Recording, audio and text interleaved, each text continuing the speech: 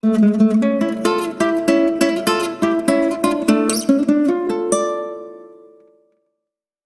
semuanya, selamat datang di Novel Time. Semoga suka dengan ceritanya. Tapi pastikan kalian sudah like, komen, subscribe dan share ya. Agar Mimin lebih semangat buat kontennya. Erika terkejut, rupanya mereka berdua saling kenal. Kok bisa? Erika juga ikut membuntuti mereka lalu berondok di belakang pintu sambil mengamati gerak-gerik kedua orang. Laras kembali duduk di mejanya lalu minum minuman yang belum habis diminumnya. Askara tanpa sungkan langsung duduk di hadapan Laras. Laras langsung berkata, "Terima kasih udah bantuin kita tadi, tapi nggak berarti aku setuju untuk duduk satu meja sama kamu." Ucapan Laras terdengar sungkan dan juga ketus, mereka berdua layaknya orang asing yang tidak pernah mengenal satu sama lain. Askara tidak marah dan malah tampak tidak menghiraukan sikap Laras. "Nanti aku bakal balik ke kota A, aku akan kembali setelah urusan di sana selesai," ucap Askara. "Untuk apa kamu bilang sama aku? Aku kan nggak nanya kamu." Meskipun kelihatannya Laras sama sekali tidak peduli, tapi Laras malah kembali menanyakan, "Apa tujuan kamu deketin aku?" Askara tidak menjawab pertanyaannya, dia hanya menatap Laras saja. Sebab Askara tidak tahu bagaimana cara untuk menjelaskan semua ini. Tatapan Askara membuat Laras merasa pertanyaannya sangatlah mubazir. "Kamu udah punya anak?" "6. Tanya Laras sambil melirik ke samping. Iya ada 6, Askara mengakuinya. Sebelum Askara memberitahu Laras, Askara pun sudah mempersiapkan mental jika suatu saat nanti Laras akan mengetahui masalah anak-anak sebelum dia menceritakannya kepada Laras. Raut wajah Laras mendingin. "Kamu nggak rasa kamu ini lagi bohongin aku? Atau kamu rasa aku bakal jadi ibu tiri dari ke-6 anak kamu?" Ucapan dilontarkan dan Laras tiba-tiba merasa malu berharap bisa berondok saat ini. Sebab, Askara tidak pernah mengatakan bahwa dia akan menikahi Laras. Dan apa yang sedang dikatakan Laras? Laras segera memperbaiki ucapannya, "Bukannya aku kepengen nikah sama kamu, hanya saja aku merasa nggak bener kalau kamu nutupin masalah ini, seolah-olah kamu itu lagi bohongin aku." "Lia, aku tahu. Aku minta maaf ya." Laras tidak tahu hendak berkata apalagi ketika melihat Askara yang tidak marah maupun kesal dengan nada bicaranya. Dan tak disangka, Askara malah minta maaf padanya. "Waktu itu aku masih belum sempat perkenalkan nama aku." Laras pun hampir melupakan masalah ini. Tapi apa nama dia masih penting sekarang. Laras bahkan tidak ingin berhubungan dengannya lagi. "Askara Satya."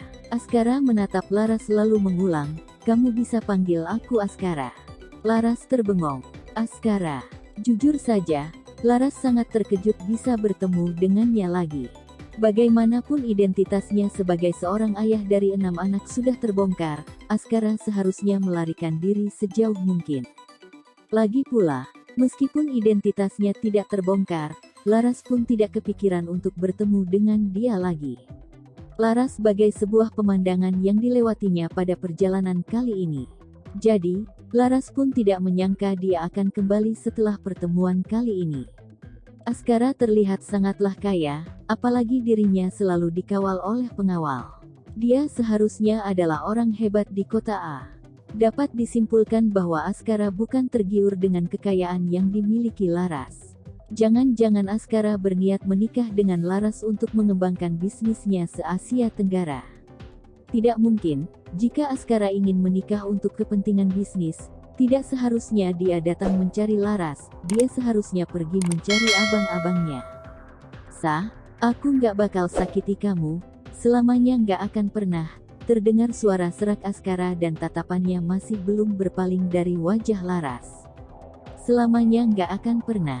Laras mengira orang ini sudah terlampau percaya diri. Selamanya. Siapa yang bisa menebak apa yang akan terjadi di kemudian hari?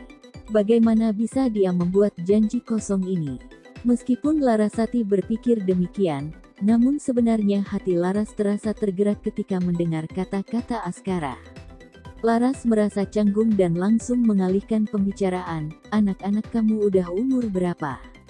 Udah umur 5 tahun. Yang paling gede namanya Juna, dia mirip banget sama aku, dia paling suka main pistol-pistolan. Jani, dia pintar, cantik dan juga punya pendapat sendiri. Arga paling suka sama pisau-pisau, dia lincah dan juga sangat aktif. Argina itu pendiam, cengeng dan paling suka nempel sama Arga. Kalau Kamala, dia suka kepangin rambutnya dan dia juga sangat cerdik.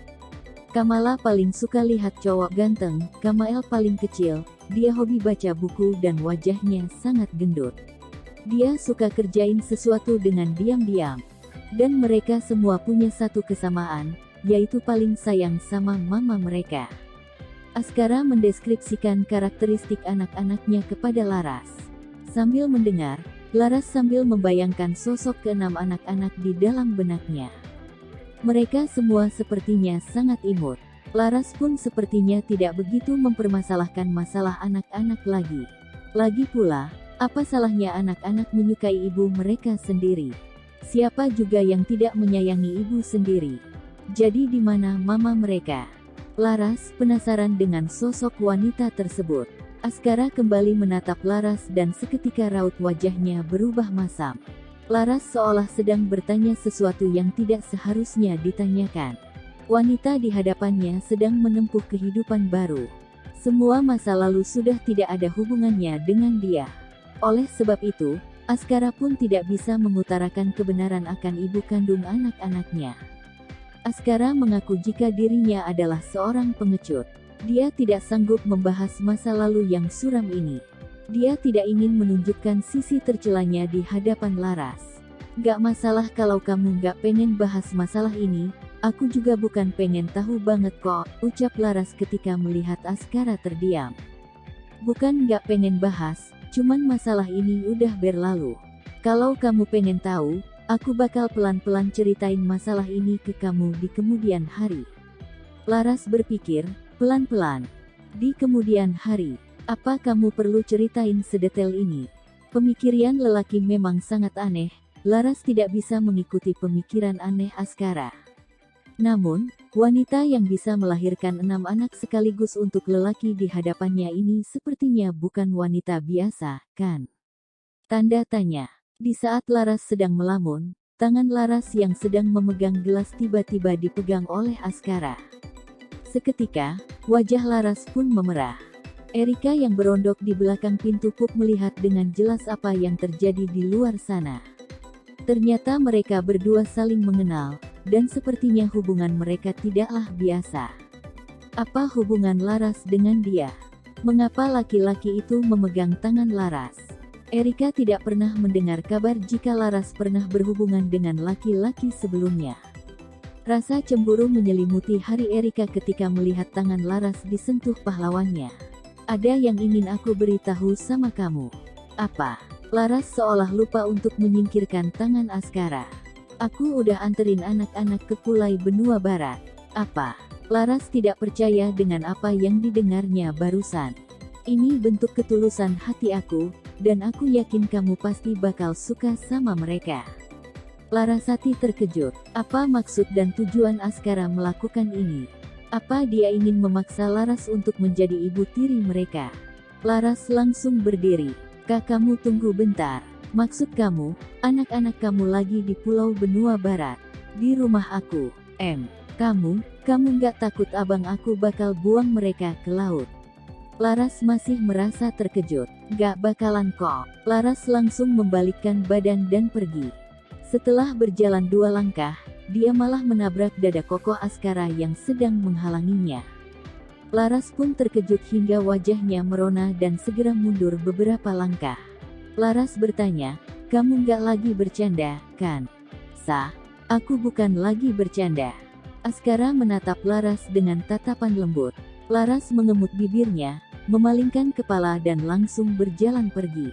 Dia ingin segera pulang ke rumah untuk melihat kondisi rumahnya sekarang. Laras ingin memastikan apakah Askara sedang bercanda atau tidak.